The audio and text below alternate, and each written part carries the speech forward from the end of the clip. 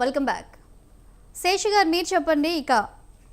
ఇప్పటికే YCP ఆరోపిస్తుంది agent లేకుండా ఎన్నికలని, కేంద్ర బలగాలతో మళ్ళీ ఎన్నికలు నిర్వహించాలి అని ఇటు డిమాండ్ చేస్తున్నారు. అలాగే ఎన్నికల టైంలో కూడా దౌర్జన్యాలు జరిగాయి, అక్రమ అరెస్టులు జరిగాయి, దొంగ ఓట్లు పడ్డాయి. ఆ తర్వాత ఇతర ప్రాంతాల నుంచి టీడీపీ నేతలు వచ్చి ఓట్లు వేశారని ఆరోపిస్తూ ఉంది, ఆధారాలు చూపిస్తూ ఉంది.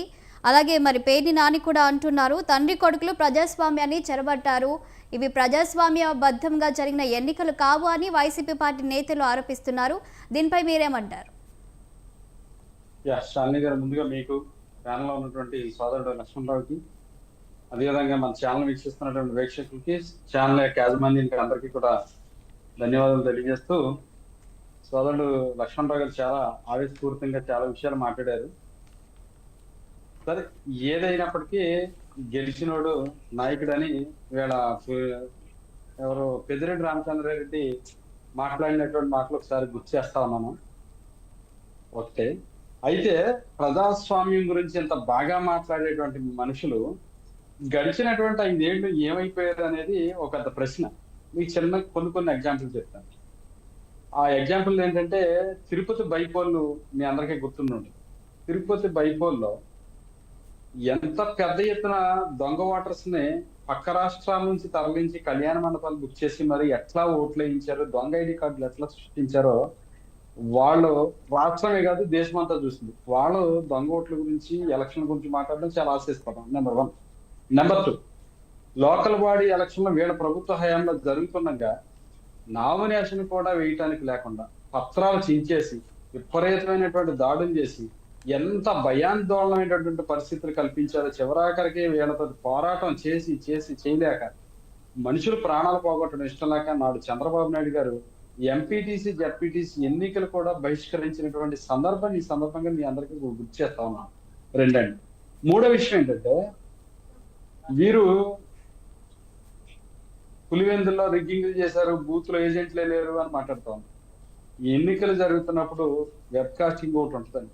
ప్రతి బూత్ లో కూడా సీసీ కెమెరాలు వెబ్ కాస్టింగ్ ఉంటుందండి. వెబ్ కాస్టింగ్ ద్వారానే మానిటరింగ్ అంతా కూడా జరుగుతుంటుందండి. ఆ రోజు ఎవరు ఓవరాక్షన్ చేశారు, ఎస్పీ స్థాయి వ్యక్తులు, డిఐజీ స్థాయి వ్యక్తులు ఎవరి దగ్గరికి వెళ్లాల్సి వచ్చింది, ఎక్కడి నుంచి ఎక్కడ పరుగులు ఎత్తుకొచ్చారు, ఇదంతా కూడా రాష్ట్రంలో ఉన్నటువంటి ప్రజలందరూ మీ యొక్క ఛానల్స్ ద్వారా, సోషల్ మీడియా ద్వారా కానీ, మీడియా ద్వారా కానీ ప్రజలందరూ కూడా వీక్షించారు. అయితే నాకు చాలా ఆశ్చర్యకరమైనటువంటి విషయాలు ఏంటంటేనండి, ప్రజాస్వామి ఇంత ఇంత ఇంత గొప్పగా మాట్లాడుతున్నటువంటి వ్యక్తి నిన్న ప్రెస్ మీట్ పెట్టి వాడెవడో డిఐజీ ప్రవీణ్ కుమార్, వీడెవడో డిఎస్పీ, వాడు వీడెవడో ఇట్లా మాట్లాడటం తప్ప కనీసం డిఐజీ స్థాయి అధికారిని మామూలుగా కనీసం పేరు పెట్టైనా సంబోధించవచ్చు కదా. ఈయన పెద్ద పుడిగా ఎవడు పెడితే నాడు వీడని ఇష్టం మాట్లాడచ్చా? ఈయన మాట్లాడితేనే శృంగారం, ఎదుటోటి చెప్తే అంశారం ఏంటండి శాలిని గారు? అంటే ప్రజలు ఆల్రెడీ వీళ్ళని బహిష్కరించారు. రాష్ట్రంలో కనీస ప్రతిపక్ష హోదా కూడా లేకుండా వీళ్ళని బహిష్కరించిన తర్వాత కూడా వీళ్ళు క్యారెక్టర్లు మారట్లేదు, వీళ్ళ కనీసం బిహేవియర్ మారట్లేదు, వీళ్ళ లాంగ్వేజ్ మారట్లేదు, వీళ్ళ బాడీ లాంగ్వేజ్ మారట్లేదు. వాటి కోసమే ప్రజలందరూ ఇంత చేదరించుకుని కూటమికి అంత పెద్ద ఎత్తున విజయం కట్టబెట్టింది. ఇంకా మేము అదే బాణీలో ఉంటామంటే రేపొద్దున్న పులివెందుల వైనాట్ కుప్పం అన్నారు, ఇవాళ వైనాట్ పులివెందులకు వచ్చింది పరిస్థితి. నాడే చెప్పాడు చంద్రబాబు నాయుడు గారు, నువ్వు నా కుప్పం అంటున్నావు, నీ పులివెందులను కాపాడుకో, రాష్ట్రంలో రేపు వచ్చే రిజల్ట్ ఎట్లా ఉంటుందో చూడంటే వైనాట్ 175, 175 మేము విజయం సాధించేస్తున్నాం, తిరిగిలేదు అని చెప్పేసి ఈవెన్ లక్ష్మణరావు గారు కూడా ఎలక్షన్ ముందు డిబేట్ లో చాలా గంటాపదంగా చెప్పారు. ఆ రోజే చెప్పారు 160కి పైబడి సీట్లు కూటమి ప్రభుత్వం గెలుచుకోబోతా ఉంది, మీకు కనీస ప్రతిపక్ష హోదా కూడా రాని పరిస్థితులు ఉన్నాయి అని చెప్పి ఆ రోజే చెప్పాం. ఈ రోజు అదే జరిగింది. ఇప్పటికి కూడా మేము ఇంకా మారం, జనాల మీద ఎక్కేస్తాం, తొక్కేస్తాం, మా ఇష్టం మాట్లాడేస్తాం, ఎవరినైనా ఏదైనా అనేస్తాం అంటే రిజల్ట్స్ ఎలానే ఉంటాయి. మీరు గమనించుంటారు, 30 ఏళ్ల తర్వాత ఓటు వేసే అవకాశం కల్పించినందుకు ధన్యవాదాలని ఆ స్లిప్, ఆ వాటర్ ఏదైతే బ్యాలెట్ వేసిన దాంట్లో మడత పెట్టి ఆ స్లిప్ పెట్టి, ఆ స్లిప్ కూడా పెట్టి బ్యాలెట్ బాక్సులు ఇస్తారు. అంటే గత 30 ఏళ్లుగా అక్కడ ఉన్నటువంటి పరిస్థితులు ఏ విధంగా ఉండుంటాయి అనేదానికి ఇది ఒక పెద్ద ఉదాహరణ. 30 ఏళ్ల తర్వాత 11 నామినేషన్లు ఇస్తే 11 మంది వాళ్ళ ఓట్లు కూడా వాళ్ళు వేసుకోరా? 11 వాళ్ళ క్యాండిడేట్లు కూడా వేసుకోవాలని లక్ష్మణరావు గారు ప్రశ్నలు ఏమైనా ఇస్తున్నారు. లక్ష్మణరావు గారికి అర్థం కావాల్సింది ఏంటంటే 11 మంది వేసింది ప్రజాస్వామ్య స్ఫూర్తిని నిలపడం కోసం, ప్రజాస్వామ్య స్ఫూర్తిని ప్రజలకి తెలియజేయడం కోసం, వాళ్ళు గెలువటం కోసం కాదు. అక్కడ ప్రజాస్వామ్య స్ఫూర్తిని ప్రజలందరికీ కూడా తెలియజేయడానికి పులివెందుల్లో మనకి కూడా స్వాతంత్రం వచ్చింది, ధైర్యంగా మీరు ఓటేయండి, నేను నామినేషన్ వేసాను అని చెప్పడం కోసం 11 నామినేషన్ పడిన తర్వాత వాళ్ళకి ఓటు వేసినా అది గెలిచేటువంటి పరిస్థితి కాదు. కాబట్టి అధికార పక్షానికి ఓటేస్తే అభివృద్ధి జరిగిద్ది అనేటువంటి ఉద్దేశం మీద వాళ్ళు ఓట్లు వేసేటువంటి పరిస్థితులు ఉంటాయి. మీ దరిద్రం ఏంటంటే మీకు వచ్చింది 11 సీట్లే, పడింది 11 నామినేషన్.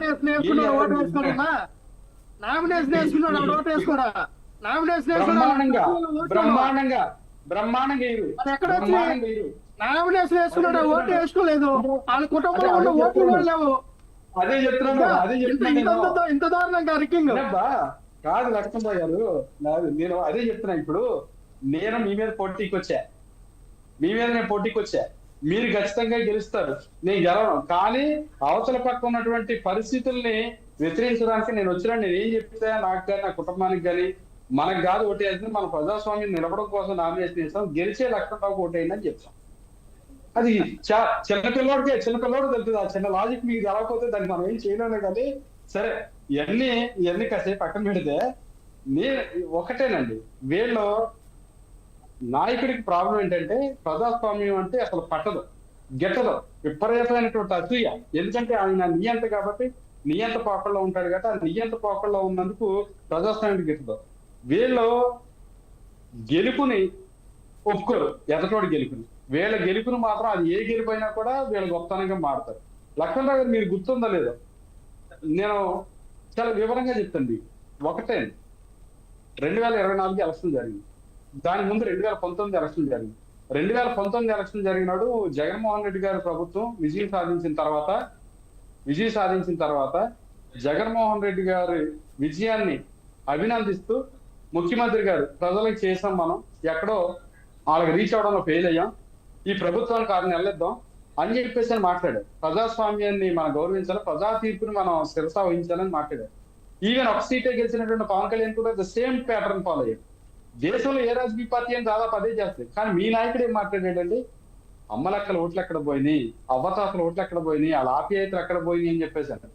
అంటే మీరు ఆ 164 సీట్లు వచ్చిన తర్వాత కూడా మీ ఓటమిని ఒప్పుకోకుండా ప్రజల మీద నిందలేసేసారు. ఇంకా వాళ్ళేదో వాళ్ళు తప్పు చేశారన్నట్టుగా మీరు ఓటమిని ఒప్పుకోవడం అనేది అనుకుంటారా? ప్రజాస్వామ్యం మీద మీకు ఉన్నటువంటి గౌరవం ఎట్లాంటిది అనేది దానికి ఒక పెద్ద ఉదాహరణ. ఈ రోజు కూడా మరలా మాట్లాడుతున్నాం. మీరు అన్నదానికి నేను ఒప్పుకుంటానండి, కేంద్ర బలగాలతో ఎన్నికలు పెడదాం. మీరు అన్నట్టుగా మీ గెలిచిన 11 మంది ఎట్లాగో అసెంబ్లీకి రావట్లేదు కదా, 11 మందిని రిజైన్ చేయమనండి. స్పీకర్ గారితో ఇమీడియట్ గా యాక్సెప్ట్ చేయించడానికి అవసరం నేను ప్రత్యేకంగా లెటర్ రాస్తాను, కాళ్ళు ఎట్టుకులైన సార్ ఇమీడియట్ గా 11కి యాక్సెప్ట్ చేయండి, రిజైన్ చేయండి. 11 మందికి